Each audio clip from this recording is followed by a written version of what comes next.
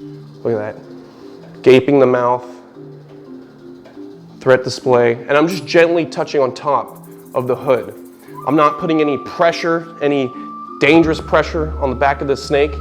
Me just laying my hands on top of the snake versus holding from beneath makes the animal feel somewhat threatened, therefore getting that threat posture, that display with the hood. Look at that. See how she flows her tail around? She flings it around. Basically what she's trying to do is, if she was in the wild, she'd fling a bunch of leaf litter trying to distract me, making me lose focus on her head and what she's doing. See that? Can you imagine an 18-foot long king cobra?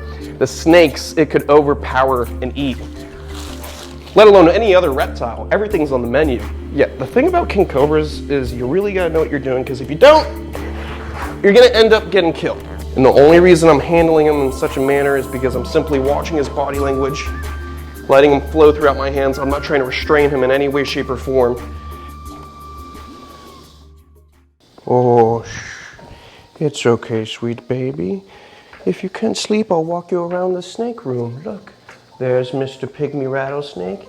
He's just hanging around, buzzing with his butt. Don't you like him? Oh yes, the Bushmasters are there too. You know, this whole place will one day be yours. See that? That Colette snake? Super dope. That's gonna be yours one day. See the Gabino? He's going through shed, nice and healthy. And look at this, the spiciest of meatballs left by the puff adders. One day, this will all be your— Oh, what is going on, beautiful people? Welcome back to my wild life. I'm just hanging out here with Jade, my sweet baby. No kisses? Come here, give me a kiss. I love you. Jade is like a daughter to me, just like I love Ziggy.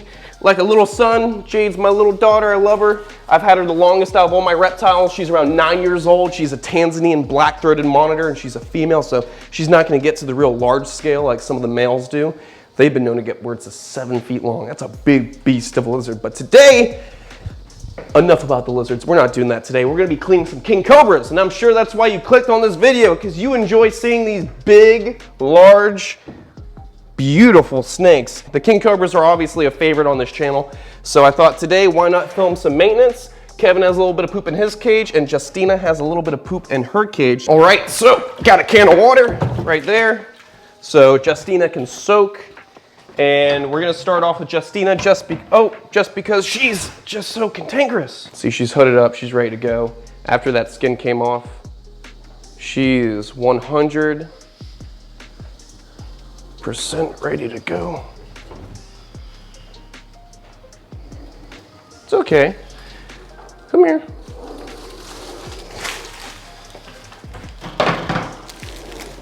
So as you can see, this is the shed skin. Whoa! And that's why king cobras can be very, very dangerous. In a split second, they can launch out right up in your face, no problem.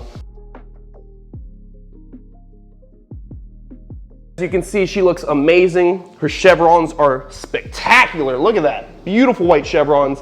She is a beautiful Indonesian king cobra. I've said it plenty of times on the channel, but we have new subscribers all the time. She's a female. Don't let that large head deceive you.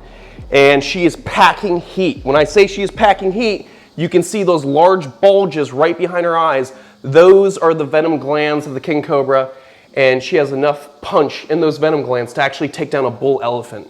So think about that for a second. And this isn't even a full-grown king cobra.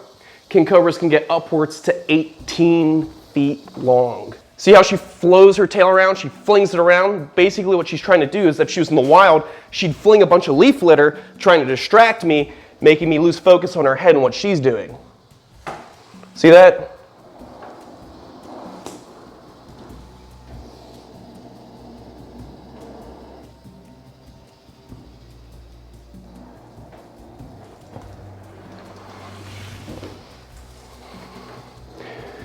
You're growling right now. She's incredible. You can get a little bit closer now that I have control. Oh, she's trying to bite that can. Now that I control the first third of the body. There we go. Look at her. That is a beast of a king cobra.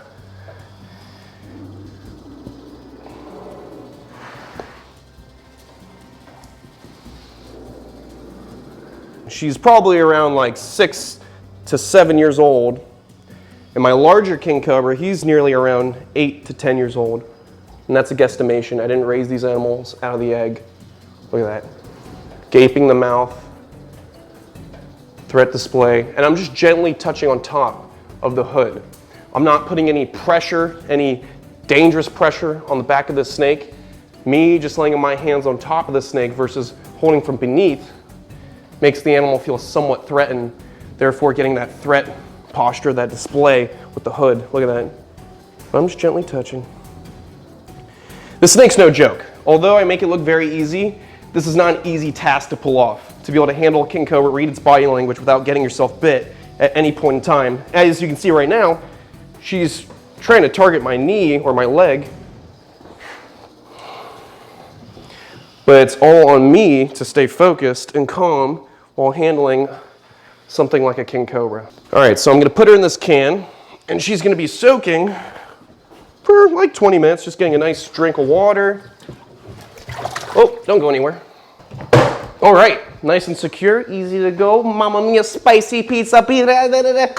Come on, we got king cobras to clean, stop making jokes. Guys, look at this. Kevin is just waiting for his turn. What's up, buddy? You can see after him shedding, he's beautiful. Gold and yellow is going throughout his whole body. Can't wait to take him out for you guys so you can check him out a little bit closer. In the meantime, got lots of delicious, spicy, crusty brownies?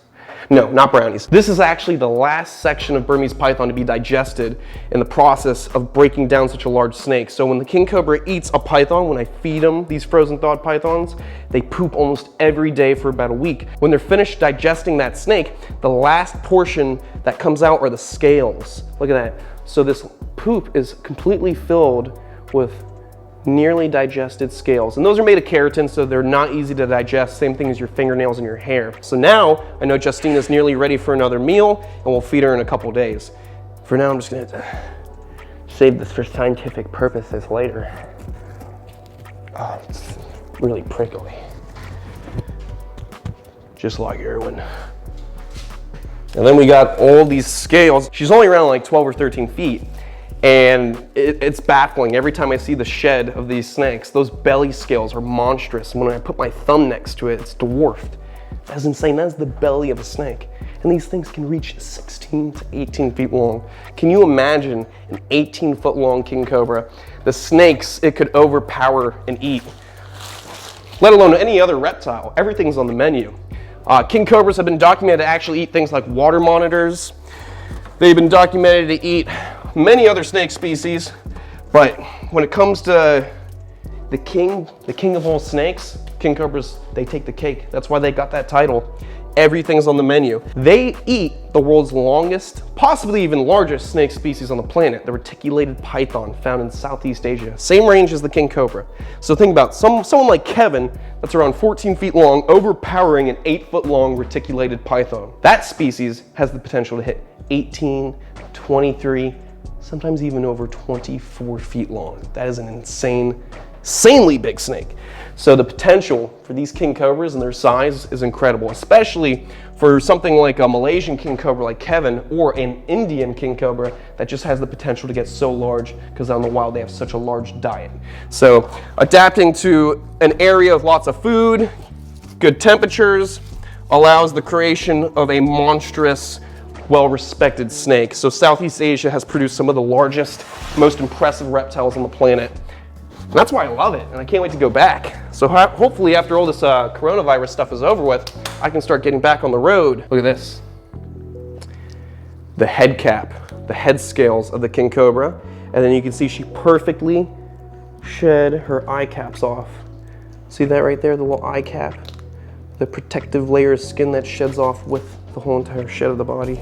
So look, we got the nostrils right here, got the eyes, and all those head scales. If you ask any venomous keeper or people in general who work with venomous reptiles, they'll tell you that the thing they love about king cobras the most is those crazy large head scales that no other snakes are known to have. They're just so unique. Commit to the bit. All right, guys, I'm gonna get her some fresh water, and then we're gonna put her back and then take Kevin out, clean him, and have a good time. So I'll see you in a split second. Oh! I'm seeing you in a oh!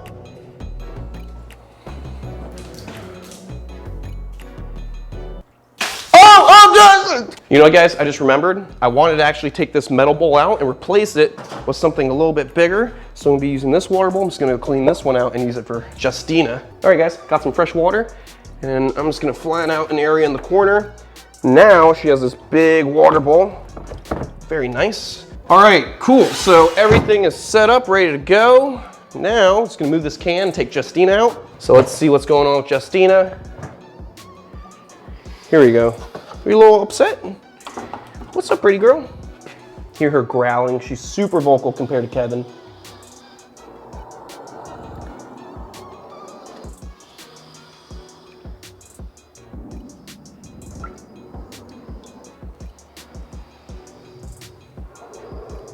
There we go. Easy peasy. You happy? Yeah? There we go. Gotta make sure that's locked up because we don't want Justina coming out to play when she's not invited. All right, all you cool cats and kittens. This is Kevin. He's a 14-foot Malaysian king cobra, and he loves just having a good time. He loves just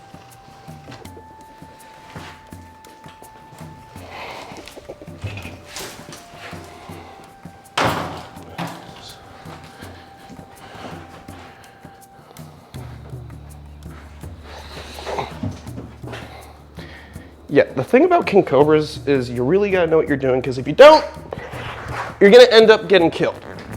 So this is Kevin. He is a 14-foot Malaysian king cobra, and I've had him for about 1.5 to 2 years now, and he's a beast. He's beautiful, he's looking good, and now we're gonna give him a nice soak, get his enclosure cleaned, make sure he's taken care of.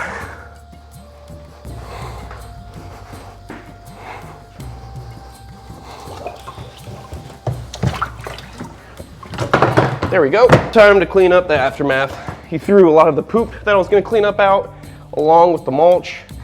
Might as well grab all that poop right there that I'm seeing. Get all that nasty stuff out, because we don't want that around our king. We gotta treat him the best. Look at this. He ate not too long ago as well. And you can see there's that poop with all the scales in it, so he's done digesting, which means soon we're gonna be doing a feeding video for both of those cool cats and kittens. All right, cool. So just spot cleaning right now, not doing a deep clean. And I'm gonna change out this water because it could be clean. It's not too dirty, but I'd like to clean that up a bit. Whew, it is a mess when I bring these king cobras out. There's so much snake all over the place. Here we go. Hey, Kevin. Hey, buddy. What's wrong? Coming out of the cage upset? So Kevin is a Malaysian king cobra from Malaysia. King cobras, like I said, are found throughout Southeast Asia, and depending on what country they're found in, and even inside the country they're found in, there can be 1 to multiple color phases or localities. So they're not different species, at least not yet, but they do come in many different localities, which means they come in different coloration to match with their terrain. So we got Kevin, a beautiful Malaysian king cobra that's gold with yellow chevrons, these bands going down the back and behind the head. And then you get like a Chinese king cobra that could be gold with solid white bands around the whole body with black in between. There are so many different possibilities when it comes to localities of king cobra, just because there's so many countries in Southeast Asia that can have them. Here we go, he's coming out himself. And the only reason I'm handling him in such a manner is because I'm simply watching his body language, letting him flow throughout my hands. I'm not trying to restrain him in any way, shape, or form. Just letting him flow throughout my hands. And he's not hooded, so when he's not hooded, he just looks like a big crebo or some big colubrid, like part of the rat snake family. But he's not hooding up.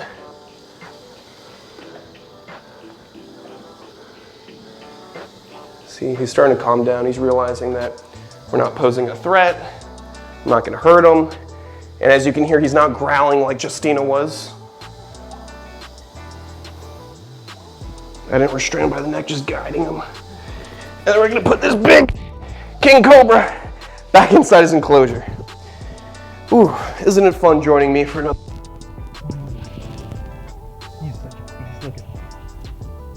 I love Kevin. You good, Snake? Yeah? What's incredible is you can just see him thinking. All right, guys, let's put Kevin back. There you go, mate. I love Kevin. Such a little beast. Look at that snake.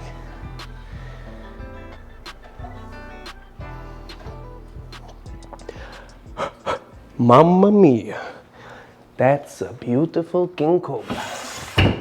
Locked, secured. I will see you guys on the next one. Stay beautiful, stay safe, wash your damn hands, and I'll see you on the next one. And no, I'm not just happy to see you. It is a snake hook.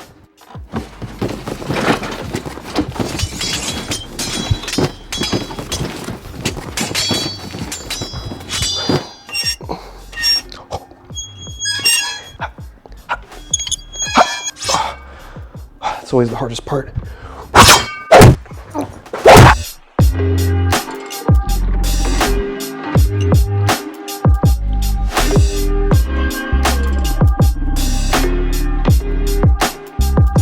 And never forget your didgeridoo, mate. Oh. Wow. Still works. Oh. Oh. This is the worst part. Oh! Oh! Oh! Oh my. Oh.